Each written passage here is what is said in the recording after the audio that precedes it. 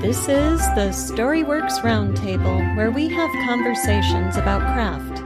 Because becoming a successful author begins with writing a great story.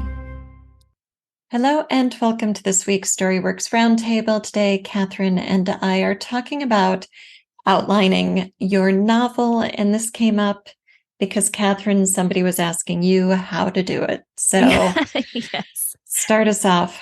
It was one of those things where I got kind of hey, I'm going to be working on outlining with my, little niece and, talking to her about this. And I started thinking about, oh my gosh, how do you outline a novel? And the initial, thought for me was it's huge. There's just so many different ways that you can approach it and so many different, ways, and none of them are right or wrong. Right. And so I kind of came down to the ultimate thing was what is the goal of an outline? Why do you want to outline your novel? Why, what is that end that you want to do? And for myself, at least, when I say I'm outlining my novel, my goal is to be able to have a bird's eye view of the entire thing, to know that it's working, to know that my conflict and stakes and tension and everything is rising towards the climax, that I have a logical progression, things like that. But I don't know that I would say, well, I need to have, Act 1, Roman numeral 1. This happens. Subsection A, she walked into the forest. Subsection B, she headed back home. I don't know that I would go to that degree, although I'm sure there are people who do, and who need that level of organization. So it just kind of led me in this spiral of outlining as just so many options.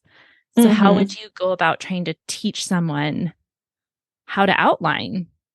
Right. Well, I think you're, sorry, excuse me as my dog brings me a cup of treats, and I know they're going to make noise, so I'll just pause the conversation there.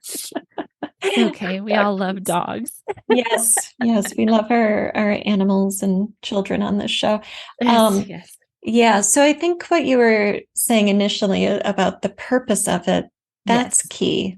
What do you want to get out of the process first? And then second, out of the document, out of the assessment of looking at the document once it's completed. And I think in the process, you're doing a lot of thinking on paper, and you're creating that record of your thinking as you go. So you're seeing the scenes play out sort of in brief, in sketch form, and you get that summary on the page. And that might look like a rough sketch, or it might be a very detailed kind of mini synopsis of each scene, depending on what works for you, or also on what's coming forward. Because if the scene starts to roll in your mind and you're getting a lot of ideas and that generation is happening, then it's great to get them on page in as much detail as you can. So when it does come time to write it, you've got all of that recorded. If I leave it in my brain, it's as good as gone,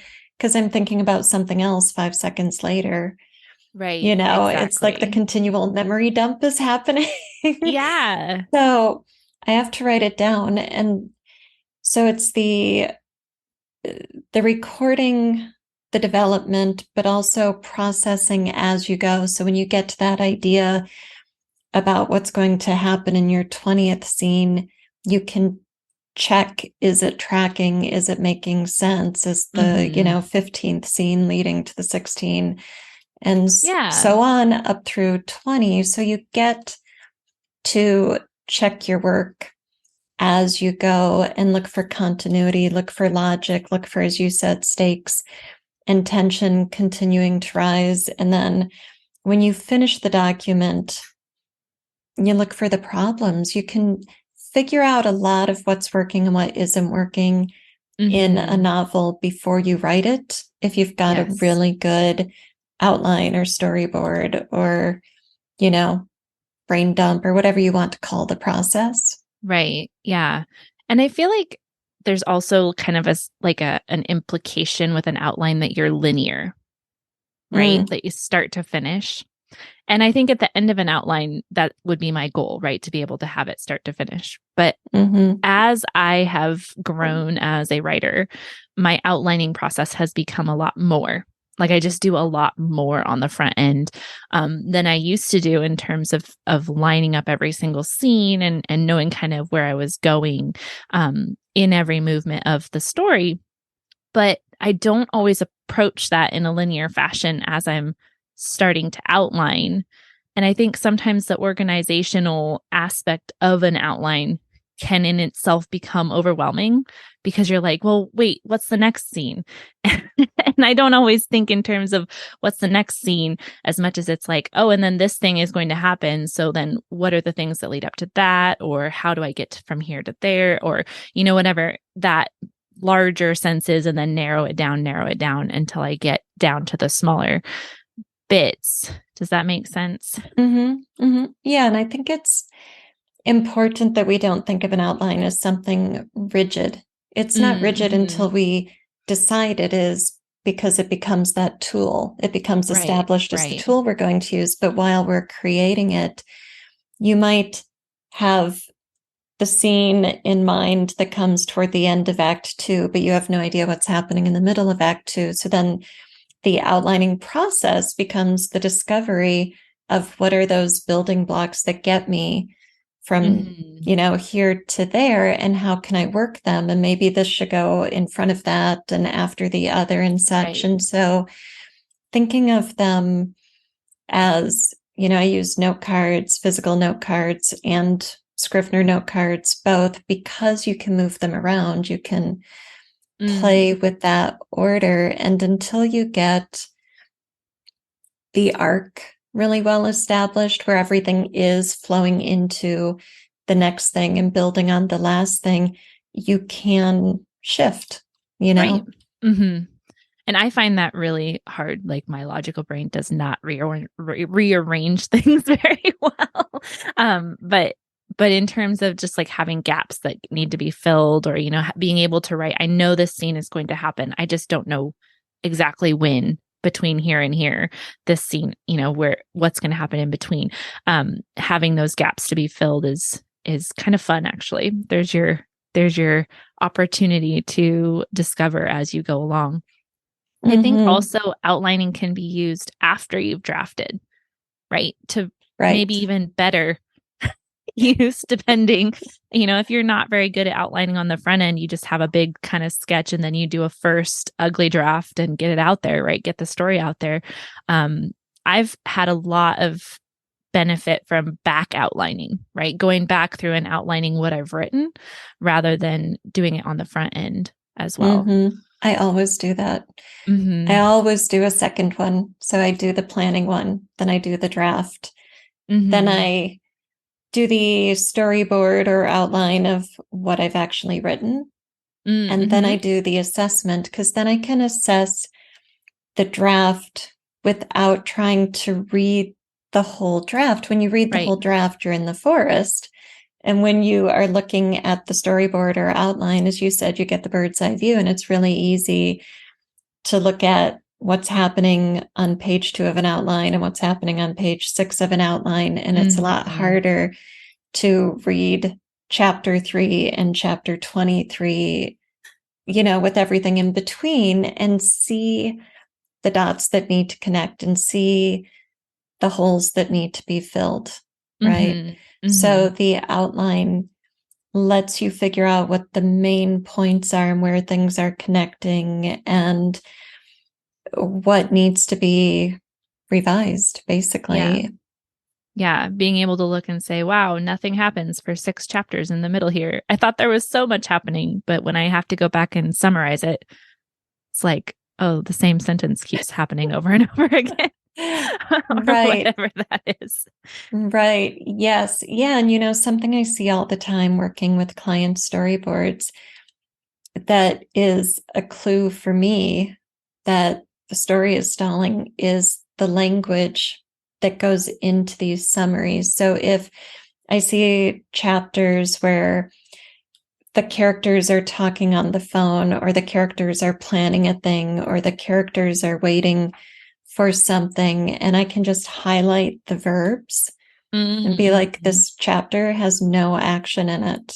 Nothing is moving forward here. You need to have something that, and it doesn't mean you can't have quiet chapters without action, but we need to have some kind of dramatic tension that's pulling us forward. And so if you're writing your second outline, your post-draft storyboard, and you see the way you're summarizing the chapters, and it keeps looking like we're talking about a thing or we're waiting for a thing, or, okay, yep, I need to have a character. Right. That's cool. That makes sense. The other thing that like I've discovered as a tool for myself is I will write a title for each of my scenes. And I often try to keep it at, 1 to 3 words, just something that encapsulates like, the motion that's happening in the scene. And so I can really quickly skim the titles and kind of just know exactly what's happening in each one. And again, if you can't do that in a way, or if it's like this again, this again, this again. Yep. It's like, oh, okay.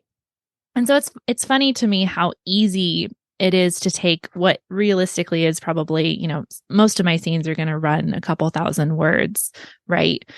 And be able to summarize it into a paragraph, and then also be able to summarize it into a word or 3 words and use that as a tool to analyze the larger scope of work. Right. You can find all of my developmental editing packages at www.wordessential.com. But maybe you're having trouble finishing a project or have one in a drawer you're ready to dust off. My next session of group coaching begins in May, and there are still a few seats at the table. Visit wordessential.com to learn more about group coaching and set up your 15-minute discovery call with me today. Right, yeah, that's a great tool. Yes, I use headlines for each chapter. And then the headline has to define the dramatic element that is the key of that chapter, just like the headline on a newspaper. Right. Gives you something exciting that makes you want to read that article. Right. So when writers are giving me a headline that's a summary of what happens in the chapter, it's a clue that they might be missing the dramatic peak of tension in their chapter because they aren't identifying it in order to make the headline. Yeah. Yeah. So why do you think you have come to outline more as you've developed as a writer? I think a lot of it just has to do with experience with story. Right. So the better I am at understanding what my story is, the more I feel the desire to outline it. A lot of times in the past, I didn't really want to outline it because I didn't know what I really wanted to write about.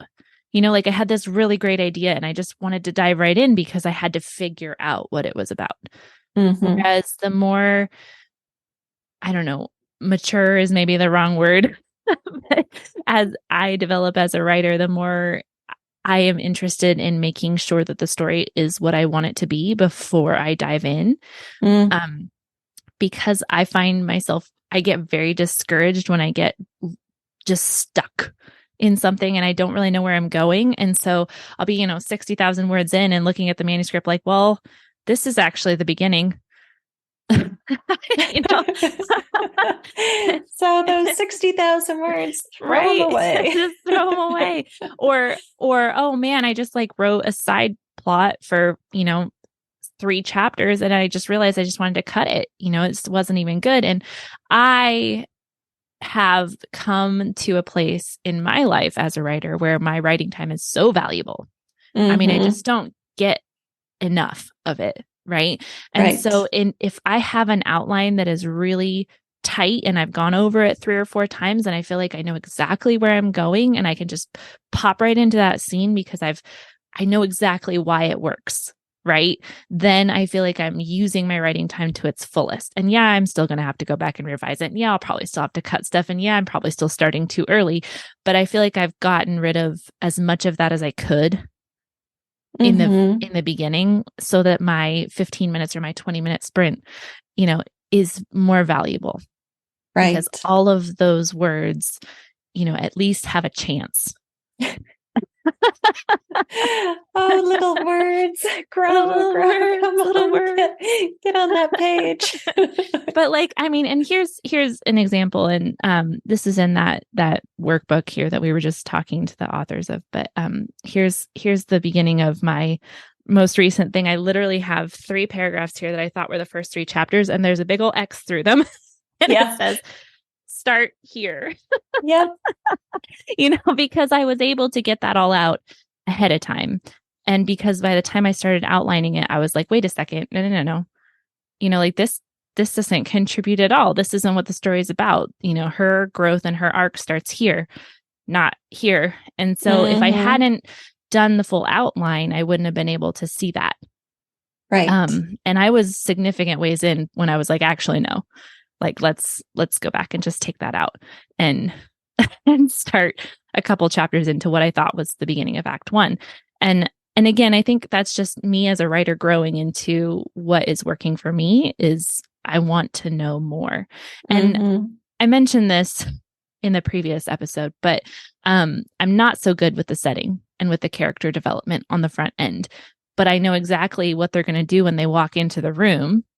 I just may not know what they look like yet. Right. That's okay.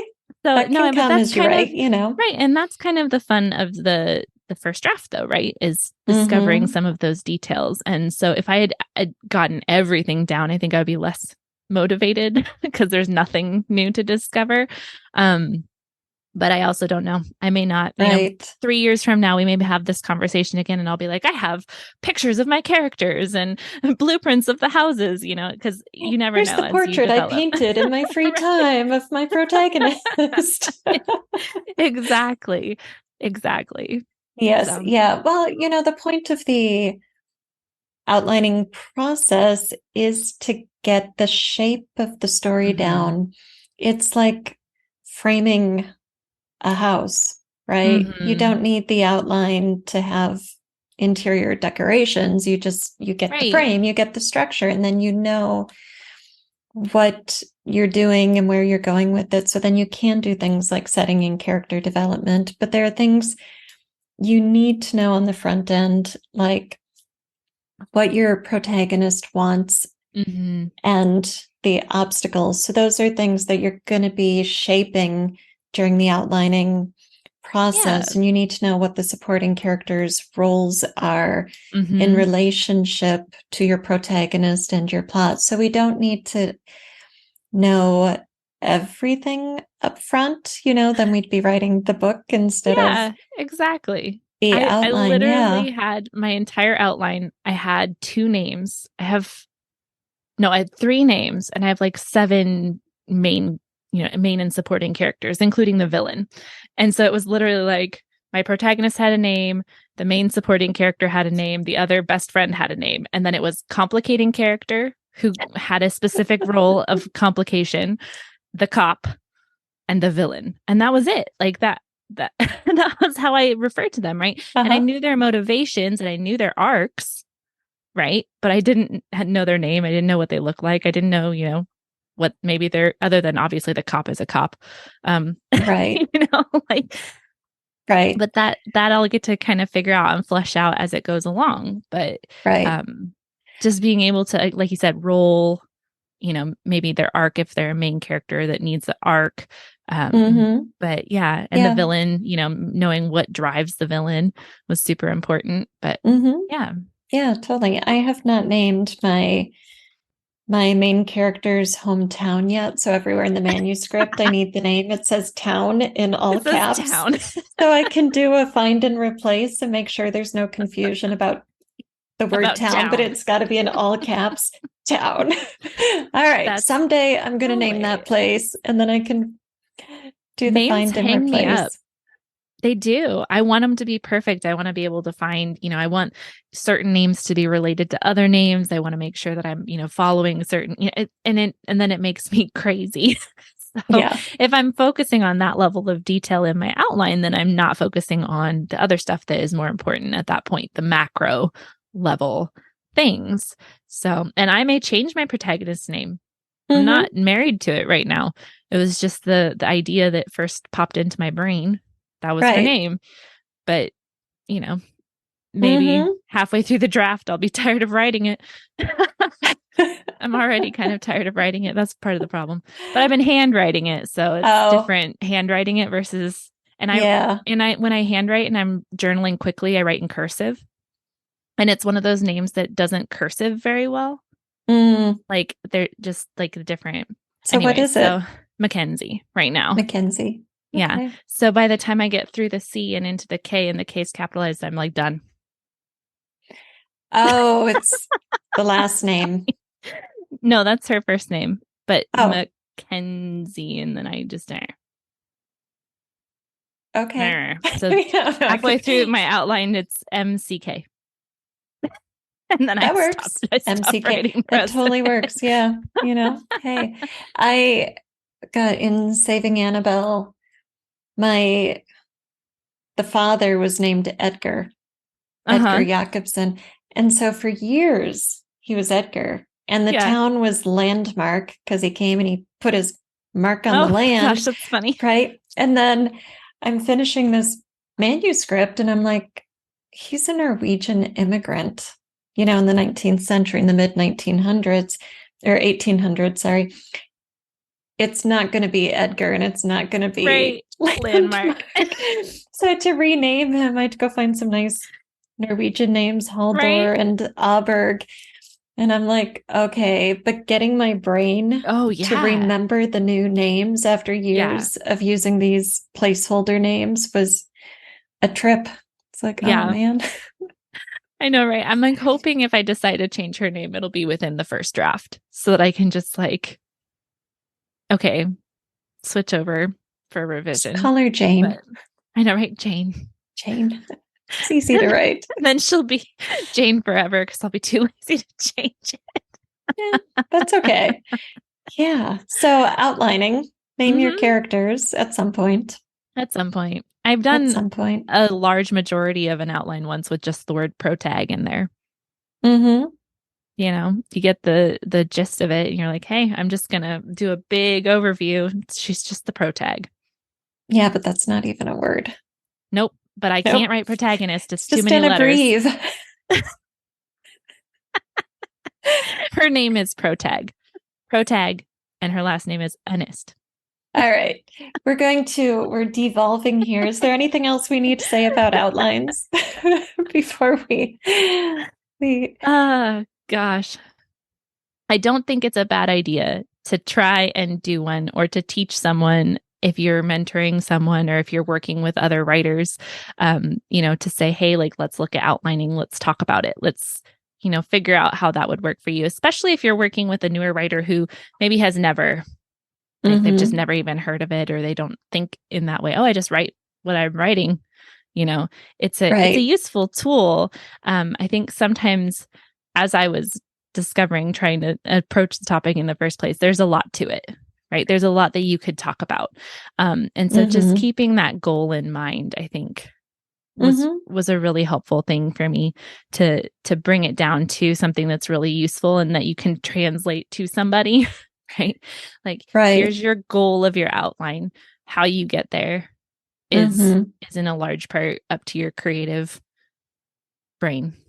Right. So. And I think if people think of it as a task, it sounds like a chore. You don't want to do it. You can resist it. But if you think of it as part of your discovery writing, and it's the planning stages of developing a novel, and it's also a great assessment tool, there's so much value in the process, in actually doing it. And of course, you can write a poor outline and then use it to write a novel that you're going to someday discover doesn't really work, whether that's in your drafting process or through feedback from writing groups or editors or whatever.